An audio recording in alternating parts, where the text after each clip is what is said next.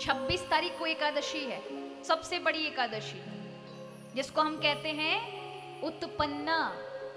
एकादशी का जन्म इस एकादशी मार्गशीर्ष माह की इस एकादशी उत्पन्ना एकादशी से हुआ है। एकादशी साक्षात भगवान का स्वरूप है। प्रत्येक मनुष्य को एकादशी व्रत करना चाहिए। हर 15 दिन में एक एकादशी आती है, हर तिथि के 11वें दिन एकादशी है। एकादशी साक्षात श्री कृष्ण का स्वरूप कही गई है। जीवन में सभी पाप ताप संताप का हरण करने वाली, श्री हरि को मिलाने वाली, उनकी भक्ति प्रदान करने वाली, और जिसका पुण्य कभी समाप्त नहीं होता, ऐसा कुछ एक व्रत हैं जिनको करना चाहिए, और उसमें एकादशी सर्वोपरि मानी गई है।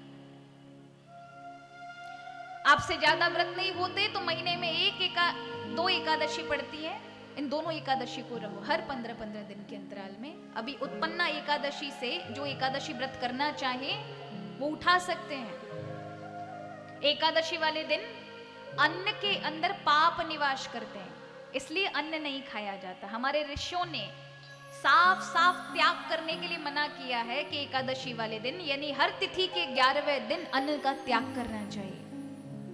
यदि आप एक स्वस्थ जीवन, आनंदमय जीवन, समृद्ध जीवन चाहते हैं तो इन तिथियों के संयोग के कारण अन्न को नहीं खाना चाहिए, अन्न का त्याग करना चाहिए। अन्न के अंदर पाप बसते हैं, ब्रह्म हत्या सदृश पाप बसते हैं, इसलिए जो अन्न खाएगा पाप का भागी बनेगा। इसलिए एकादशी वाले दिन अन्न नहीं, फलाहार कर लीजिए। वैसे तो 2 समय करना चाहिए, लेकिन नहीं रहा जा रहा तो 2-2, 3-3 समय कर लो महाराज, पर एकादशी करो। पर उसका मतलब ये नहीं है कि महाराज कुट्टू के पकौड़े खाए जा रहे हो, साबूदाने की खिचड़ी, खीर, मालपुआ, पता नहीं क्या क्या बना बना कर खा रहे हो महाराज।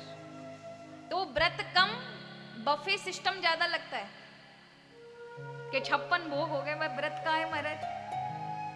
सबसे अच्छा व्रत है केवल तन से व्रत ना किया जाए। तन से हम क्यों कम खाते हैं, हम सात्विक आहार क्यों लेते हैं, जिससे मन पवित्र हो।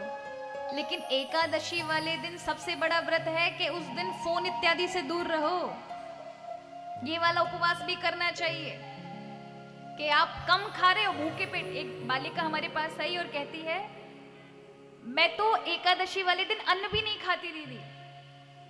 उनकी माताजी तुरंत कहती पर फोन में लगी रहती है। अब आप बताइए आपको क्या लगता है, भूखे पेट रहने का मतलब व्रत है ना? आपका मन भगवान में जुड़े इसलिए कम खाओ, आहार कम लो। लेकिन उस दिन यदि मन आप कहीं अन्यत्र लगा कर बैठो तो एकादशी लगने वाली नहीं है। तो इन छोटे छोटे चीजों पर भी ध्यान दें।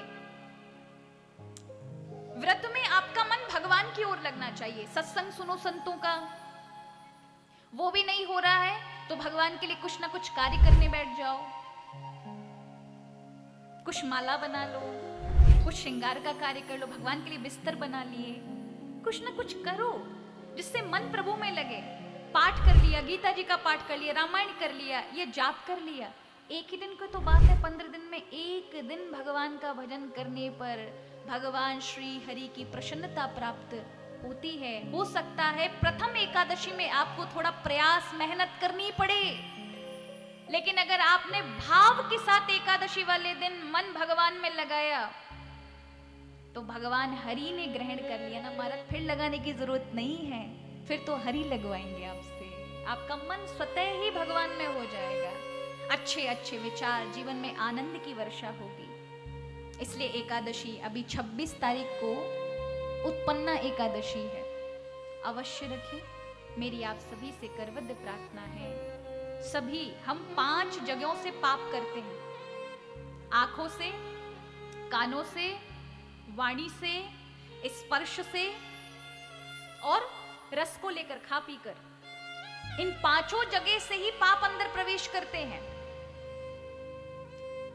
तो कहा उन सभी पांचों इंद्रियां, कर्मेंद्रियां, 5 ज्ञानेंद्रियां और 1 मन, इन 11 जगह से पापों का प्रवेश होता है। इसीलिए एकादशी है उन सभी 11 जगहों से पवित्र करने वाली।